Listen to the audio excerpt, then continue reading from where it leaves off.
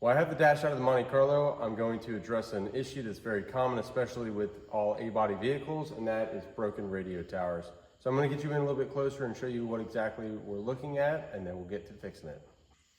So if you see here, these are what are called radio towers, and it's very common that they break off. It's what the factory radio bolts to, at least the knob part of it. They should have a support bracket, I believe. This didn't have one, nor the radio for that matter, when I got the car, but I would like to obviously put one in down the road.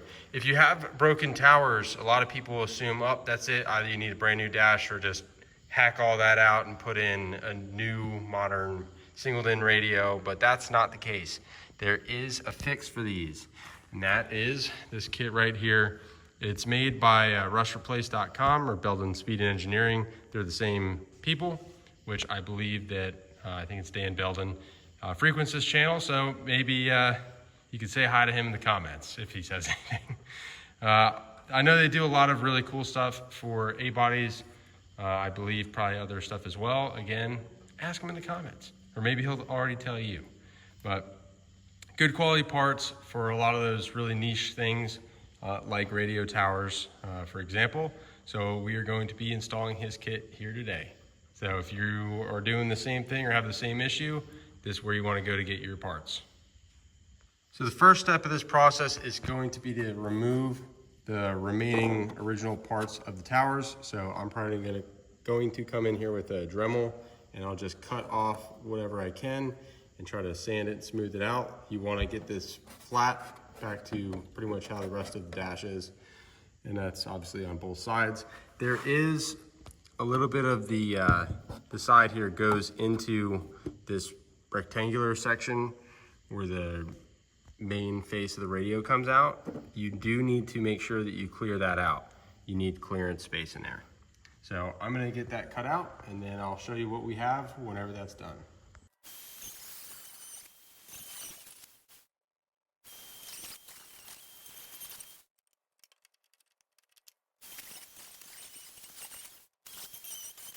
All right, so we're looking pretty good. As I'm sure you saw in the video, I have all this mocked up, and it's very simple. So you have this jig that you use, and these are the new towers.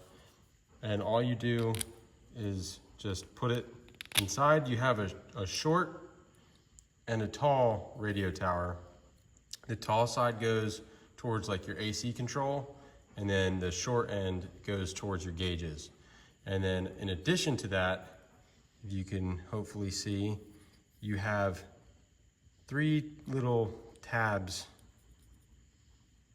One on this radio tower, one in the center, and then one on this. That needs to be pointing upwards towards your dash, not towards the floor of the vehicle. And then that is going to give you your proper alignment. So you could pop these in, and you do have a flat end or flat edge on each side of these. That is going to be facing the square part of your radio opening. And then, yeah, just take your time, make sure it's clean, make sure it's flat. Don't get overzealous and rush it and cut through. I did get a little thin on this side. I could show you that, but it should seal up perfectly fine with our adhesive and shouldn't be a problem. So I just got these and just spun them, tweaked them a little bit so that they fit in there really nicely. And you have a nice snug fit up after that. So whenever you get to this part, you want to make sure that you do a good cleanup, and then you're pretty much ready for the adhesive at that point. Here's the area, if you could even really see it. Right here you can see a little daylight poking through that I got a little deep into that, but again, I think that's going to seal up no problem with some adhesive. So yeah. Just do your best to make sure this is smooth and clean. That's important for good adhesion. And then get rid of all this junk that you got that's gonna come off with taking off those towers. Once you have your surface prepped, the next thing that you're gonna be moving on to is your adhesive. You can use either a solvent or an epoxy. Rush Place, they recommend that you use a solvent because it's going to help the material melt into the original material of the dash. So that's exactly what I did. They also recommend using OD medium black ABS cement if you're going the solvent route. It's an affordable option to give you really good results. So that sounds good to me. That's what I'm gonna do. And yeah, so you just have to be pretty quick with this, but it's gonna give you really good results. They also recommend that you use an acid paintbrush, a small one, instead of using the dauber of the OD can, but I don't have one, so I'm just gonna try to be careful, and hopefully that doesn't come back to bite me, but it might. Got my stickers moved out of the way, don't want to get anything on them because those will go up on the lift. And let's get started. So you have to be fairly quick about this, but don't freak out, rush it, and mess anything up. Just have a good sense of urgency. Again, I don't have the paintbrush, so I have to be a little bit more, have to have a little bit of finesse on here. A little bit to the outside is going to be less of a big deal than it going on the inside, so that's what I'm going to try to do, is focus on that.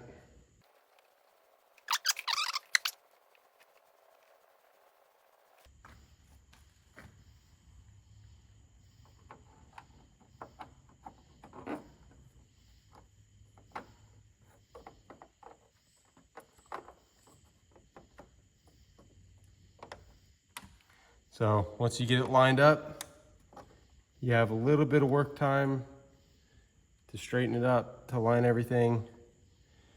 And then you want to keep good pressure on it for 30 to 45 seconds. So I'm going to hold it here and then let you know when I'm done.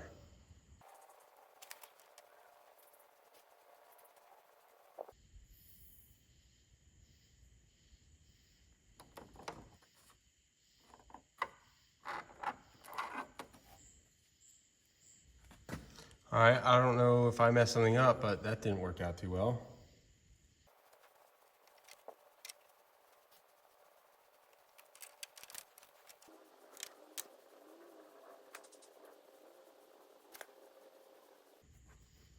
So I'm not too sure why it didn't stick the last time, the first time I put it on.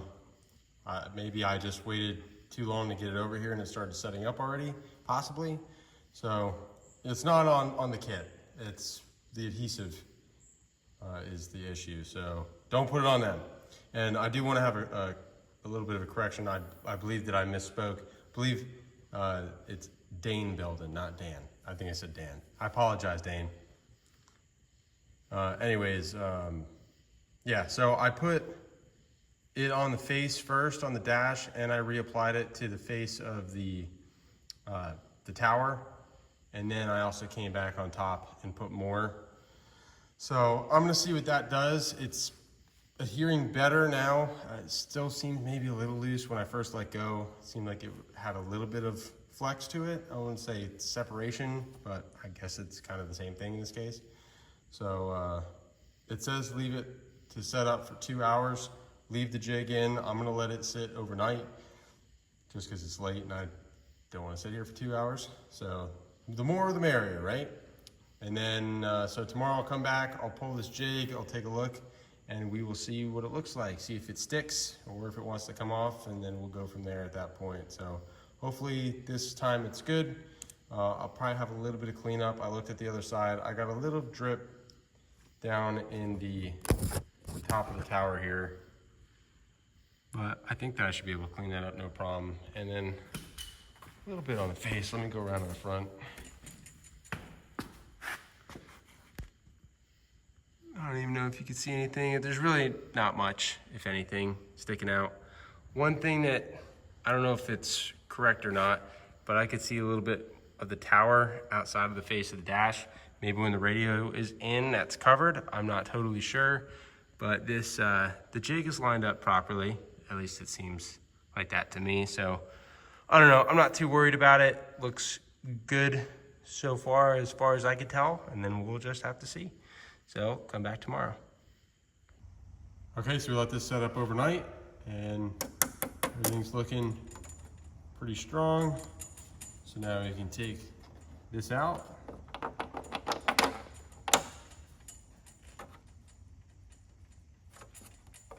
I'm putting pretty good amounts of pressure on this,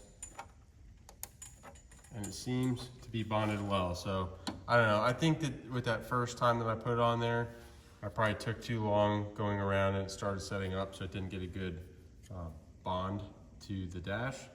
But going quicker, although it was a little bit messier, definitely seemed to help. So yeah, we'll do a little walk around, show you the front, what that looks like, and then yeah, you're done. This is the front. Lines up pretty well, I'd say. Ready for a radio. All right guys, hopefully this helped you out. And if you are in need of any other parts, especially niche things like this, go ahead and check out what else Built and Speed Engineering have to offer. And you can find them online at rustreplace.com. So as far as this, we're done. Follow the rest of the build as we go along. We're going to be doing vintage air. We're going to be doing decode digital gauges before we get this dash put back in the car, and that is coming up soon. So thank you guys all for watching. You guys get outside, get wrenched on something, piss off your neighbors, disappoint your mom. Until next time, keep on keeping on.